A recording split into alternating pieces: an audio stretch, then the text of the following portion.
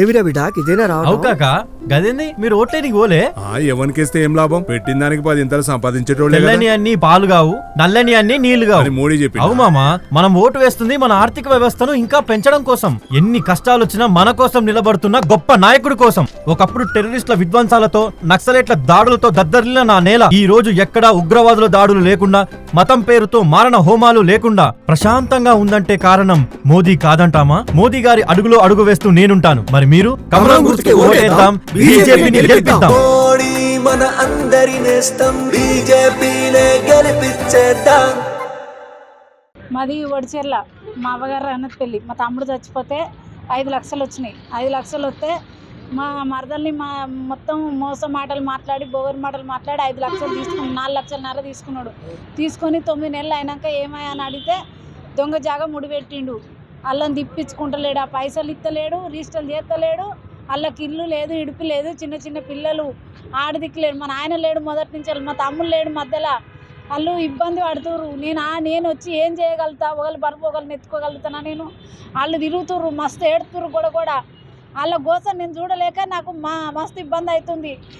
ఎక్కడ మాకు ఆదేరు లేదు, బల్బు లేక ఈ మమ్మల్ని అలా అలసి దొబ్బిండి. ఇంటి పక్క పోంటి ఇల్లు మమ్మల్ని చిన్నప్పటి నుంచి మా దాంట్లో పెరిగిరు, మా దాంట్లో ఉన్నోళ్ళు మోసపడ్డది.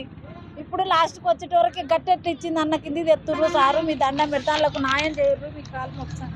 నా పేరు పుష్ప, రఘునాథ్ పెళ్ళి మాది. మా ఆయన చచ్చిపోతే 5 లక్షలు వచ్చినాయి. 5 లక్షలు వస్తే మిత్తికి అని తీసుకొని పోయిండు. మా పిల్లల చదువు కావాలని తీసుకొని పోయిండు.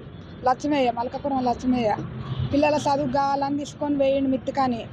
తీసుకుపోయినాక 6 నెలలు అయింది. 6 నెలలు గడిచింది. 6 నెలలు గడిచినాక నేను ఇస్తా అన్నాడు. ఇస్తా అని మళ్ళీ 9 నెలలు అయింది. అటు ఇటు 9 నెలలు అయినాక దొంగ జాగా మాకు ముడి పెట్టిండు. దొంగ జాగా ముడి పెట్టి సంవత్సరానికి 20 మందిని కూడా కొట్టిన. మీరు అందరు నన్ను ఏం చేయలేరు, నేను పట్ట ఏం చేయ, నీకు పైసలు ఏం చేయ, ఏం చేసుకుంటా చేసుకోపో అన్నాడు. ఇక మళ్ళీ 5 రోజులు మందిని జమ చేస్తే కులాలకు రమ్మన్నా, రానన్నాడు. అందరు ఆడ కూర్చుంటే వత్త అన్నాడు. తీరే వాళ్ళ చచ్చిపోయారని పోయిండు. మళ్ళీ రాలేదు. ఇక ఫోన్ చేసినా కానీ నేను వత్త అన్నాడు, రాలే. మళ్ళీ ఇంటికి పోయి అన్న మర్యాద వచ్చి మంచిగా రాసి మా పేపర్ మాకు ఈ ఊరికే నలుగుట్ల పడకు అని అన్నా కానీ నేను రాసి నువ్వేం చేసుకుంటా చేసుకోపో అన్నాడు.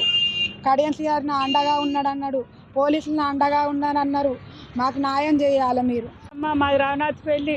నా భర్త లేడు, నా కొడుకు లేడు. 8 లక్షలు మిత్తికాని తీసుకుండు, మాకు ఇత్తలేడు, మమ్మల్ని అన్యాయం చేస్తాడు. మీకు న్యాయం జర మమ్మల్ని చూడాలి. పిల్లలు చిన్నోళ్ళు, తండ్రి కలవన్సిరి నాదిక్కే ఉండు, పోలీసు వాళ్ళు నాదిక్కే ఉండు అని అంటాడు. బేరిస్తాడు, పైసలు ఇస్తలేడు.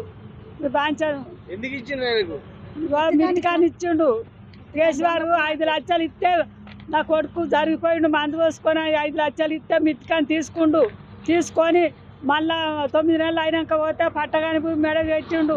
మళ్ళీ ఇంకా కొన్ని 2,80,000 ఇచ్చినాక చేతి పోయినాక 2 ఏళ్ళ కేసు తెగుతుంది అన్నాడు.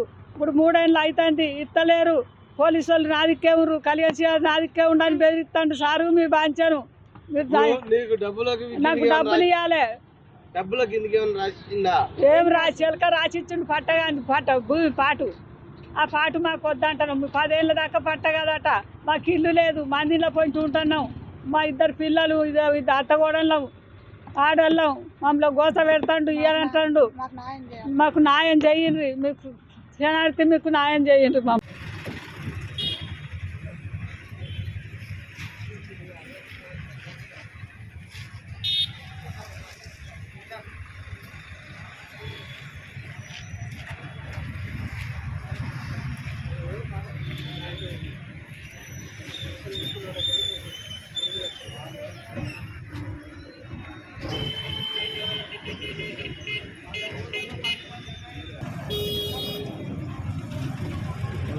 పైసలు ముందు చెప్తానే వాడు.